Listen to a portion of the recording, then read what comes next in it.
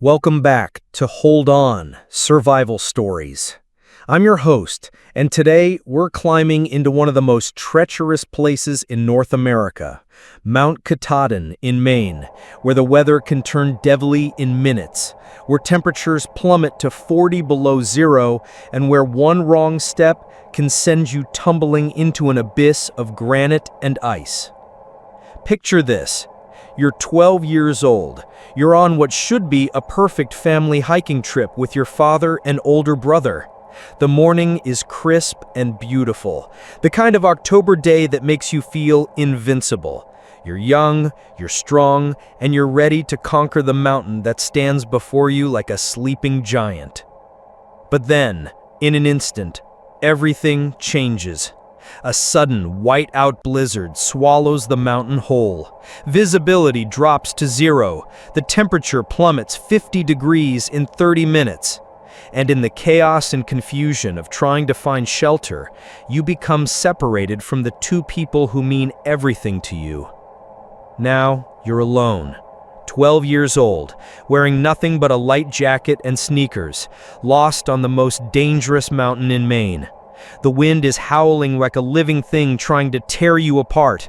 The snow is falling so hard you can't see your own hands.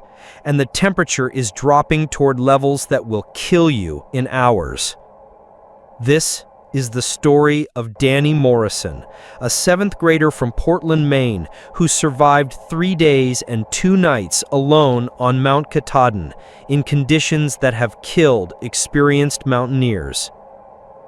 But this isn't just a story about a boy who got lost. This is a story about what happens when an ordinary child discovers extraordinary strength he never knew he had. This is about the moment when survival instincts, older than civilization itself, wake up in a 12-year-old's mind and refuse to let him die.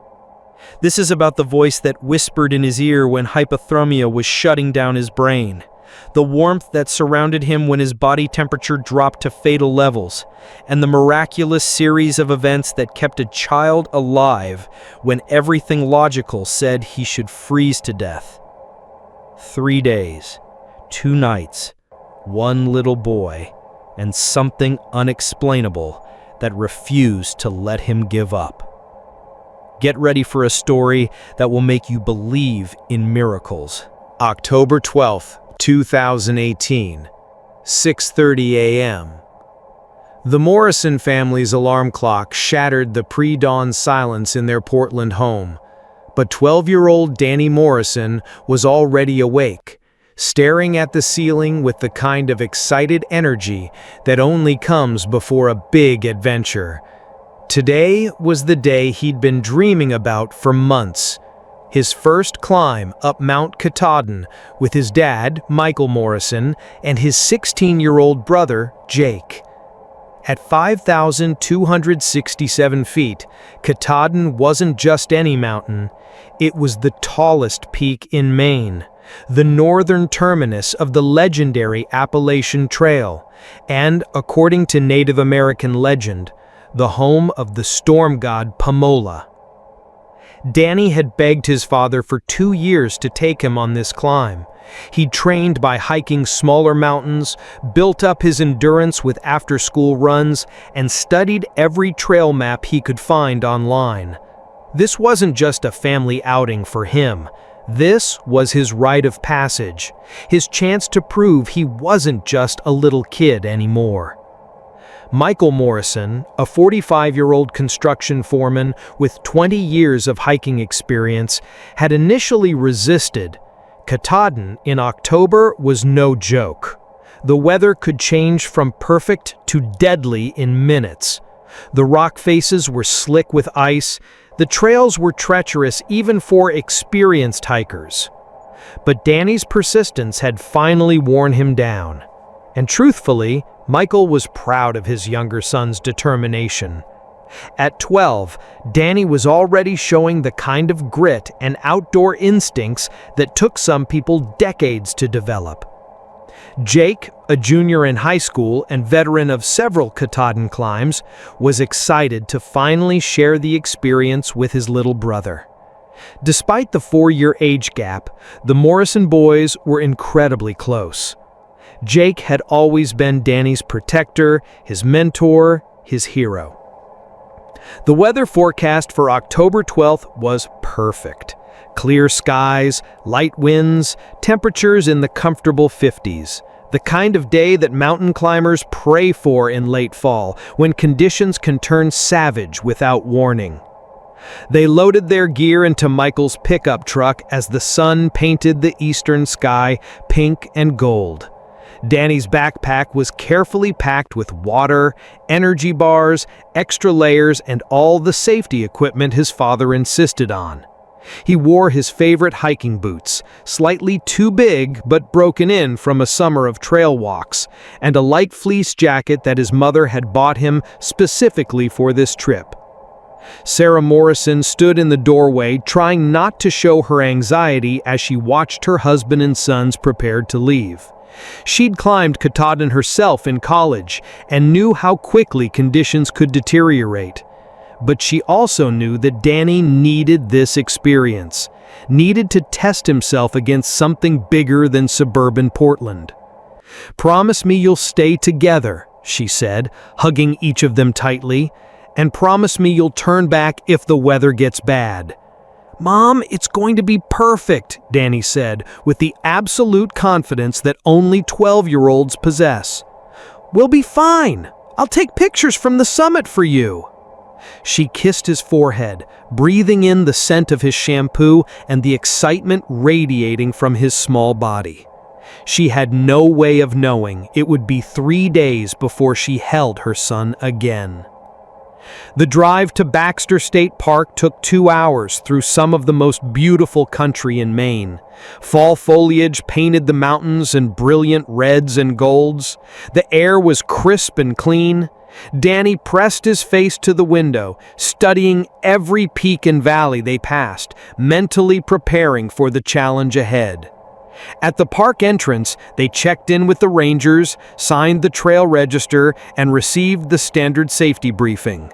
The weather report remained excellent. Trail conditions were good. No advisories or warnings.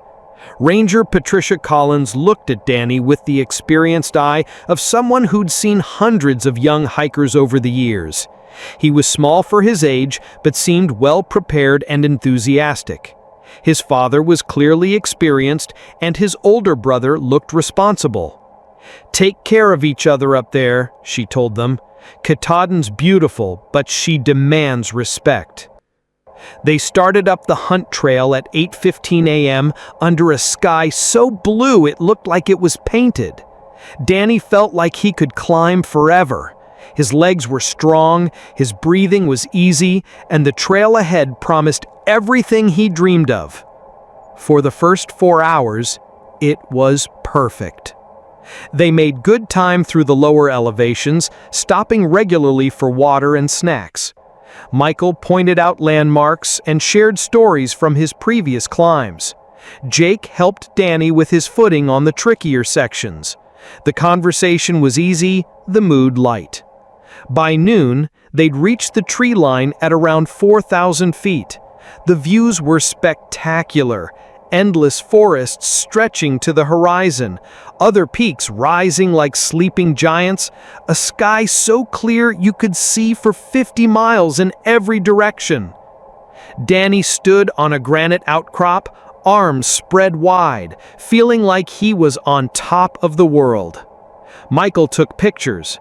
Jake ruffled his hair. Everything was exactly as Danny had imagined it would be. They were 1,200 feet from the summit. 2 hours from achieving Danny's dream. They had no way of knowing that weather conditions 50 miles away were about to change everything. That a massive storm system was racing towards them faster than any forecast had predicted. That within 30 minutes, their perfect October day would become a fight for survival. As they packed up their lunch and prepared for the final push to the summit, Danny looked up at the clear blue sky and made a silent promise to himself. Nothing was going to stop him from reaching the top of Mount Katahdin. The mountain was about to test that promise in ways he never could have imagined. 12:45 p.m. They were making their final approach to the summit when Michael Morrison noticed the first clouds appearing on the western horizon. At first, they looked innocent enough, small puffs of white against the blue sky that could have been mistaken for normal afternoon weather. But Michael's 20 years of mountain experience set off alarm bells in his head. Those clouds were moving too fast and building too quickly. "Dad, look!" Danny called from ahead on the trail, pointing toward the summit that was now clearly visible just 800 feet above them. "We're almost there!" Michael pulled out his phone to check the weather radar, but they were too high for cell service.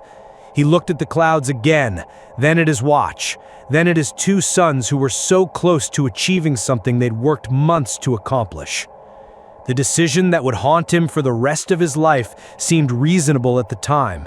They were so close to the summit, the weather still looked manageable, and they could always turn back quickly if conditions deteriorated.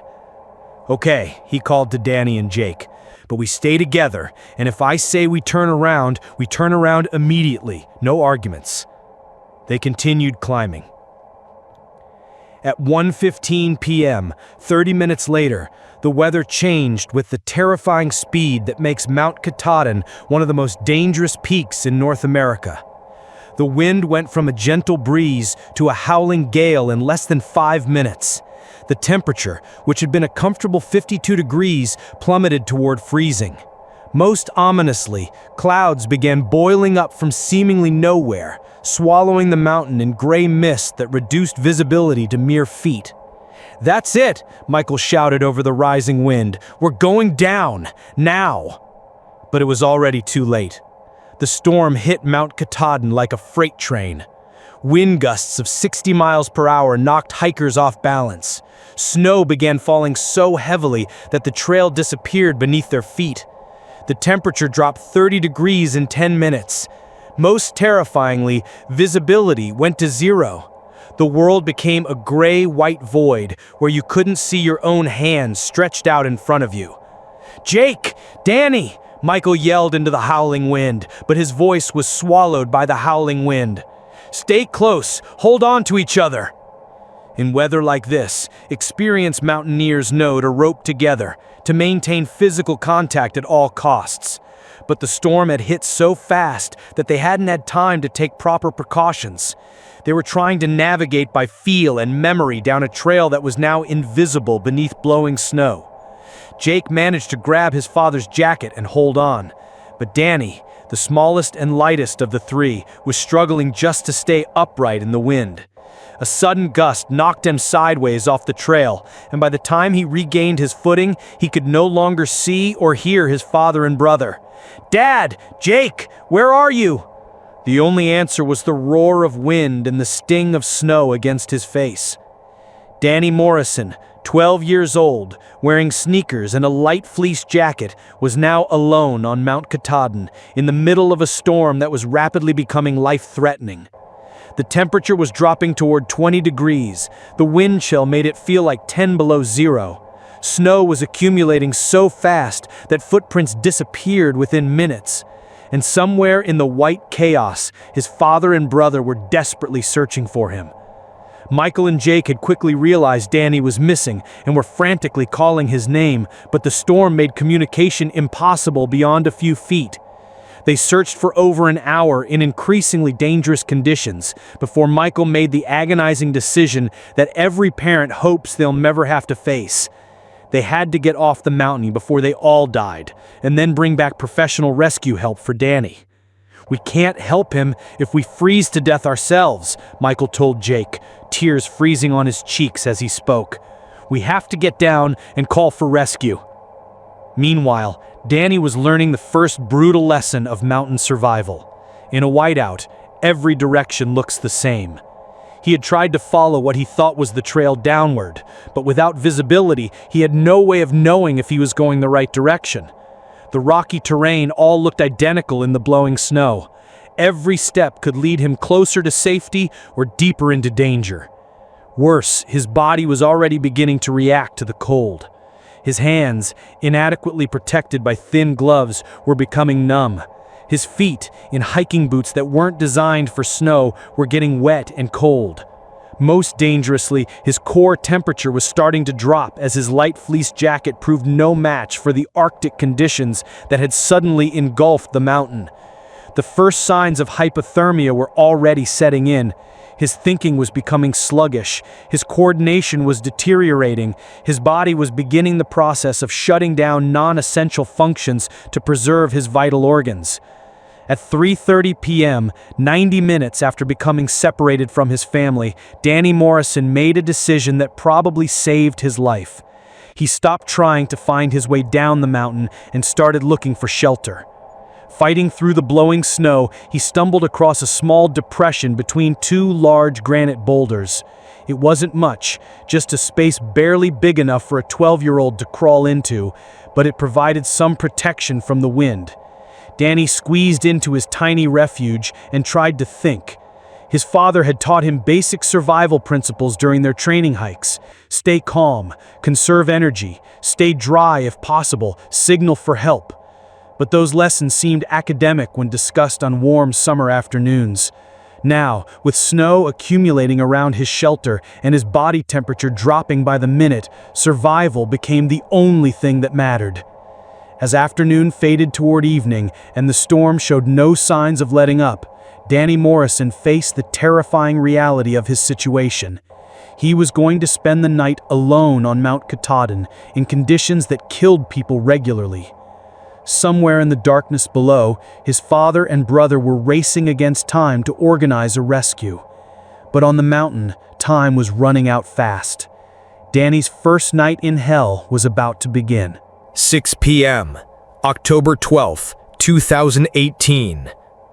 Darkness was falling on Mount Katahdin like a curtain dropping on Danny Morrison's world. The temperature had plummeted to 15 degrees. The wind was still gusting to 50 miles per hour. And somewhere in a tiny space between two granite boulders, a 12-year-old boy was learning what it meant to fight for your life. Danny's body was betraying him in ways he didn't understand. His hands had progressed beyond numb to completely useless. White, waxy, and so cold he couldn't feel them at all. When he tried to move his fingers, they responded slowly and clumsily, like they belonged to someone else. His feet were agony, a burning, stabbing pain that meant frostbite was beginning to set in. But the cold attacking his extremities was nothing compared to what was happening to his core. Hypothermia doesn't kill you quickly. It kills you slowly, methodically, shutting down your body systems one by one while your mind watches in growing confusion and terror. First, Danny's body began shivering violently. Uncontrollable tremors that shook his entire frame as his muscles tried desperately to generate heat. The shivering was so intense it was exhausting, burning precious calories he couldn't afford to lose. Then, his thinking started to deteriorate. Simple decisions became enormously difficult. Should he try to stay awake or conserve energy by sleeping? Should he eat the energy bar in his pocket or save it? Should he try to signal for help or stay hidden in his shelter? His 12-year-old brain, normally quick and curious, felt like it was running through molasses. Worse, he was starting to experience the psychological effects of extreme cold. Panic attacks that came in waves, making his heart race and his breathing shallow. Overwhelming feelings of despair that threatened to crush his spirit entirely. This was when Danny first heard the voice. It started as just a whisper in his mind, so quiet he thought it might be the wind. But as the night progressed and his situation became more desperate, the voice became clearer, more insistent. "Don't give up, Danny. You're stronger than you know." A 12-year-old boy, alone and freezing on a mountain, might be forgiven for thinking he was losing his mind. But the voice wasn't the confused ramblings of hypothermia. It was clear, calm, and filled with a confidence that Danny didn't feel himself. "Your dad taught you what to do. Remember what he said about staying warm." Danny forced his sluggish mind to focus. His father had taught him about survival during their training hikes. Body heat was precious. You had to conserve it, trap it, protect it at all costs. With hands that barely functioned, Danny managed to pull his knees up to his chest and wrap his arms around them. He stuffed his numb hands inside his jacket against his body. He pulled his hood up and tried to make himself as small as possible in his rocky shelter. "Good. Now stay awake. If you fall asleep, you might not wake up." This was the cruel irony of hypothermia. Your body desperately needs rest, but sleep can be fatal when your core temperature is dropping. Danny fought against waves of exhaustion that felt like drowning, forcing his eyes to stay open even when consciousness seemed like a luxury he couldn't afford. Around midnight, something happened that Danny would never be able to explain.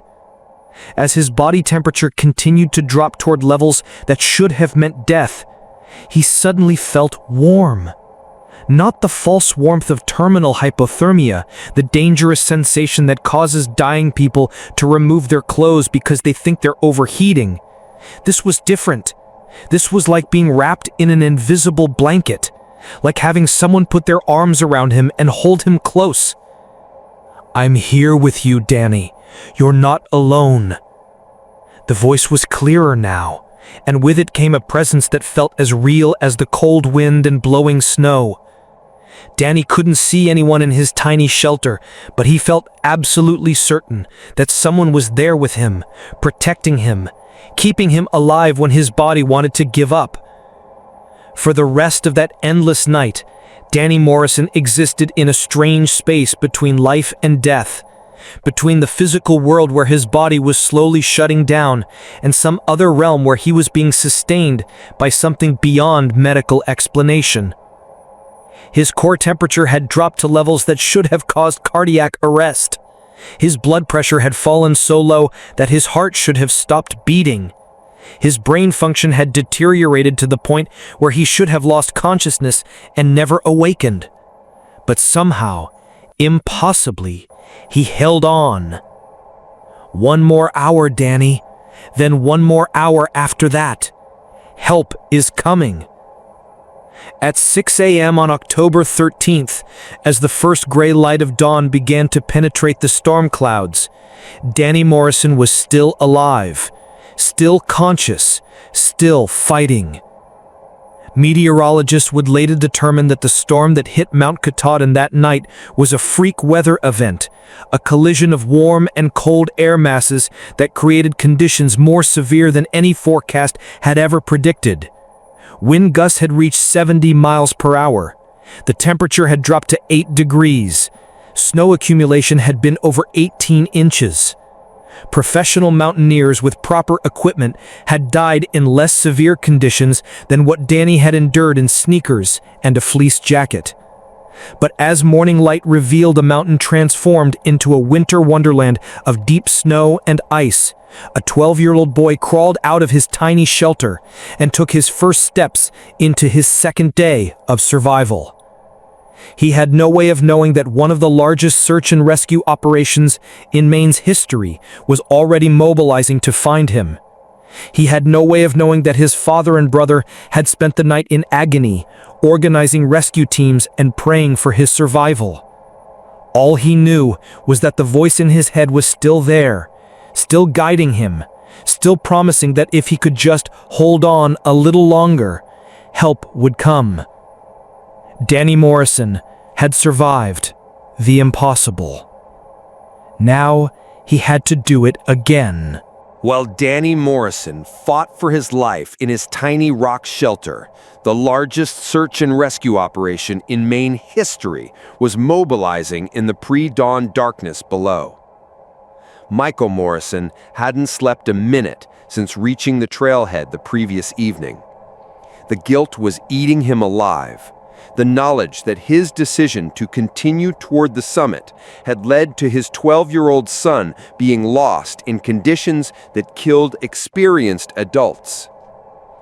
"I should have turned back the minute I saw those clouds," he told his wife Sarah through tears when she arrived at the park command center at 2 a.m.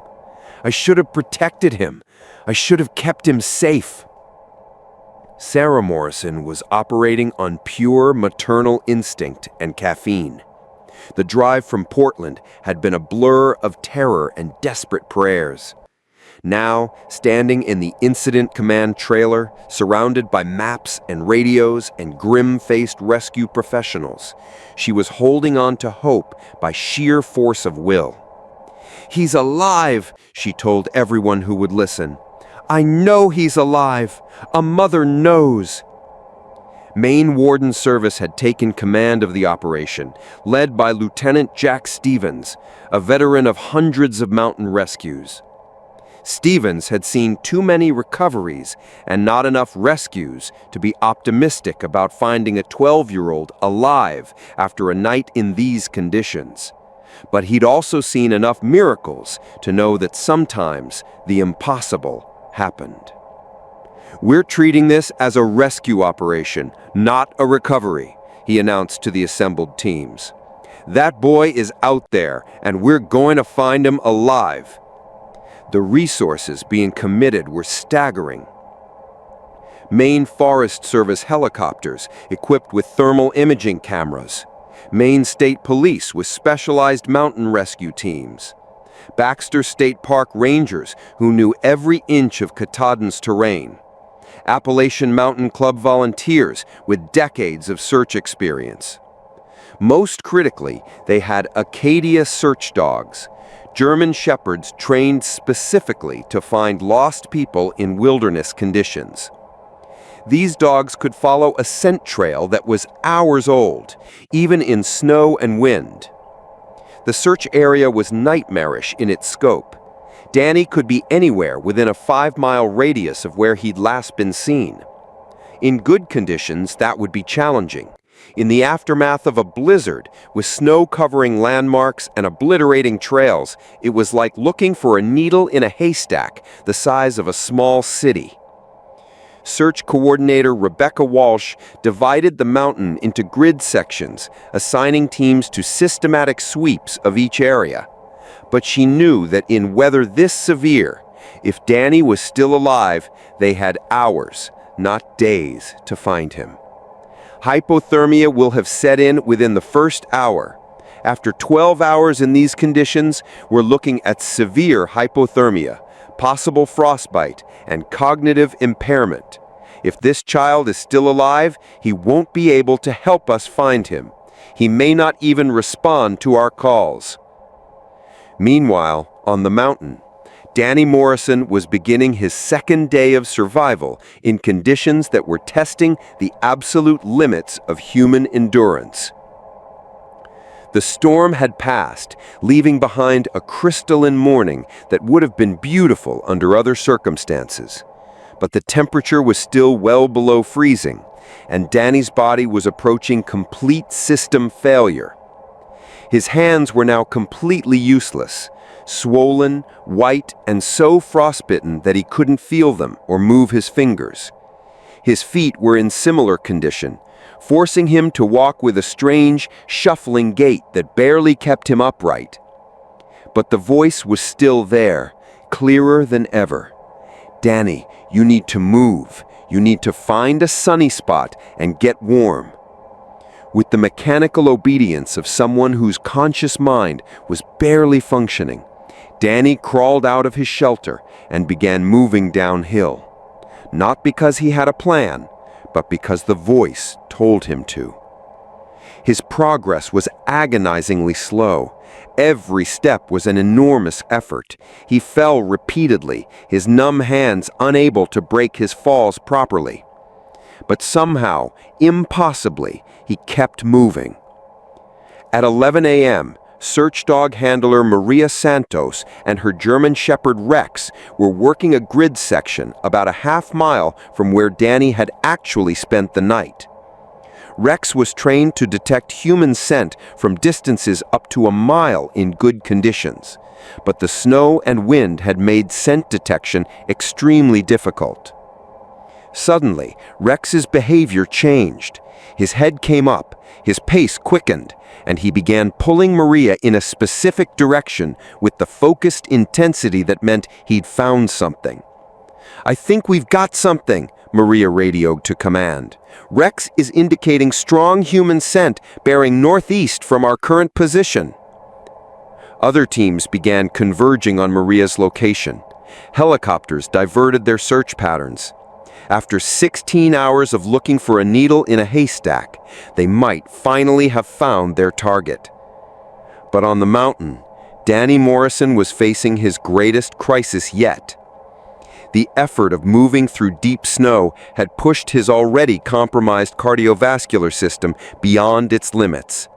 His heart, struggling to pump blood thickened by dehydration and cold, was developing an irregular rhythm that could stop at any moment. He collapsed in a sunny spot between two pine trees, his body finally unable to continue. As he lay in the snow, barely conscious, the warmth of the sun on his face felt like a gift from heaven. "Rest now, Danny. Help is coming very soon." For the first time in 36 hours, Danny Morrison closed his eyes and let himself drift toward unconsciousness. He had fought longer and harder than should have been humanly possible. Now it was up to the searchers to find him before it was too late. 4 p.m., October 13th, 2018. Search teams had been combing Mount Katahdin for over 18 hours, and Lieutenant Jack Stevens was facing the decision that no search commander wants to make. When do you call off an active rescue operation? Danny Morrison had now been missing for over 24 hours in conditions that had killed healthy adults in less time. The temperature was dropping again as afternoon faded toward what would be Danny's second night on the mountain. "Sir," search dog handler Maria Santos approached Stevens with Rex at her side. "Rex lost the scent about an hour ago. The wind patterns up here are making it almost impossible for him to track consistently." Stevens looked at the map, covered in red X's marking areas already searched. They had covered over 80% of the probable search area. If Danny was still alive and in the remaining zones, they were running out of time to find him before hypothermia claimed him completely. "We continue until we can't see," Stevens decided. "That boy's parents aren't giving up, and neither are we." But privately, he was preparing himself for the probability that they would be switching from rescue to recovery mode by morning. Meanwhile, Danny Morrison was experiencing something that medical science still cannot fully explain. He had collapsed in the sunny spot between the pine trees around noon, his body finally unable to continue fighting.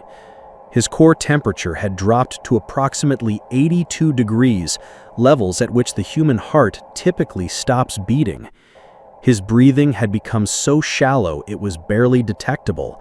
His pulse was erratic and weak. His blood pressure had dropped to levels that should have caused complete cardiovascular collapse. By every medical measure available to science, Danny Morrison should have died that afternoon. Instead, something extraordinary happened. As he lay unconscious in the snow, Danny experienced what he would later describe as the most vivid and comforting dream of his life. He found himself in a warm, bright place, surrounded by a presence that felt like pure love and protection. "You're safe now, Danny. You're exactly where you need to be." In this place that wasn't quite a dream and wasn't quite reality, Danny had conversations with the voice that had guided him through his ordeal. He learned that his survival wasn't random or lucky. It was purposeful, meaningful, part of something larger than he could understand. Your family needs you to come home. You have so much life ahead of you, but you have to choose to fight just a little longer. While Danny existed in this mysterious space between life and death, his body was being sustained by mechanisms that defied medical explanation. His metabolism had slowed to hibernation levels, conserving the tiny amounts of energy his starved cells could still produce. His blood flow had redirected entirely to his vital organs, sacrificing his extremities to keep his heart and brain functioning. Most remarkably, his core temperature had stabilized at levels that should have been fatal, as if some external force was preventing his body from cooling beyond the point of no return. At 7 p.m., as rescue teams were being forced to suspend the search due to darkness, Danny Morrison opened his eyes. He was still lying in the snow between the pine trees, but something fundamental had changed. The crushing despair and confusion that had dominated his thinking for the past day was gone, replaced by a clarity of purpose that seemed to come from somewhere beyond his 12-year-old understanding. "Get up, Danny. Walk toward the voices calling your name." Danny struggled to his feet with enormous effort. His frostbitten hands and feet were agony, but his mind was clearer than it had been since the storm began. And in the distance, barely audible over the wind, he could hear something that made his heart race. People calling his name. Search Team Alpha, led by Maine Warden Specialist Tom Bradley, had made the decision to continue searching with headlamps despite the official suspension of operations. Bradley was a father himself, and the thought of a 12-year-old boy spending another night on the mountain was unacceptable to him. Danny Morrison," they called into the darkness, their voices echoing off the granite peaks. They had been searching for 2 hours in the dark when Bradley thought he heard something impossible, a response. "Did you hear that?" he asked his partner, rescue specialist Jennifer Walsh. They stopped and listened. Wind through the trees, the distant sound of helicopter rotors, and then, barely audible, a voice that made their hearts stop. "Help! I'm here! Help me!" Danny had somehow found the strength to respond to their calls, his voice carrying across the snow-covered landscape like a miracle. "We've got him!" Bradley radioed to command. "We've got a response! Danny Morrison is alive and conscious!" The words electrified the entire rescue operation. Teams that had been preparing to stand down suddenly mobilized again. Helicopters that had returned to base fired up their engines. Parents who had been preparing for the worst news of their lives suddenly dared to hope again. It took another hour for the rescuers to reach Danny's location, following his voice through the darkness. What they found when their headlamps finally illuminated his small form would stay with them for the rest of their lives. Danny Morrison was standing upright, conscious and responsive after 36 hours in conditions that should have killed him. He was severely hypothermic, badly frostbitten, and barely able to stand. But he was alive. "My name is Tom Bradley with Maine Warden Service. We're here to take you home, son." Danny looked up at the man with eyes that seemed far too old for his 12-year-old face. "I knew you'd come," he said simply. "The voice told me you would." As the rescue team wrapped Danny in emergency blankets and prepared him for helicopter evacuation, they marveled at what they were witnessing. They had found a living miracle, a child who had survived beyond every limit of human endurance and lived to tell about it. Danny Morrison's 43-hour ordeal on Mount Katahdin was finally over, but the questions about how he had survived would last much longer. Eastern Maine Medical Center, October 14, 2018, 11:30 p.m. As Dr. Sarah Kim finished her examination of Danny Morrison, she found herself staring at medical test results that challenged everything she thought she knew about human survival limits. Danny had been rescued with a core body temperature of 84 degrees, severe hypothermia that should have caused cardiac arrest. His extremities showed extensive frostbite damage. His blood work indicated dehydration and starvation levels consistent with prolonged survival stress. Yet somehow, miraculously, his vital organs had suffered no permanent damage. In 30 years of emergency medicine, Dr. Kim told Danny's parents, "I've never seen a case quite like this. By every medical measure, your son should not have survived what he went through. The fact that he's sitting here talking to us with no apparent neurological damage or organ failure is, well, it's extraordinary." Danny himself, warming up in a hospital bed surrounded by his family, was remarkably calm about his experience. When doctors and rescue workers asked him how he had survived, his answer was always the same. "I wasn't alone out there. Someone was with me the whole time, telling me what to do, keeping me warm, helping me stay strong." Michael Morrison, grappling with guilt over the decision that had led to his son's ordeal, initially dismissed these claims as hallucinations brought on by hypothermia and stress. But as Danny provided increasingly detailed and consistent accounts of the voice that had guided him, even the skeptics began to wonder. Lieutenant Jack Stevens, who had coordinated the rescue operation, was blunt in his assessment. "I've been involved in mountain rescues for 25 years. I've seen people die from exposure in conditions far less severe than what Danny endured.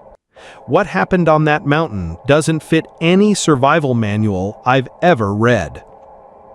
The search and rescue teams who found Danny were equally amazed by his condition. Tom Bradley, the warden who first heard Danny's voice in the darkness, put it simply, "That boy should have been unconscious or dead when we found him. Instead, he was standing up, calling for help, completely aware of his surroundings. It was like something was protecting him." As Danny recovered over the following weeks, losing several toes to frostbite but suffering no other permanent physical damage, his story began to resonate far beyond Maine's outdoor community.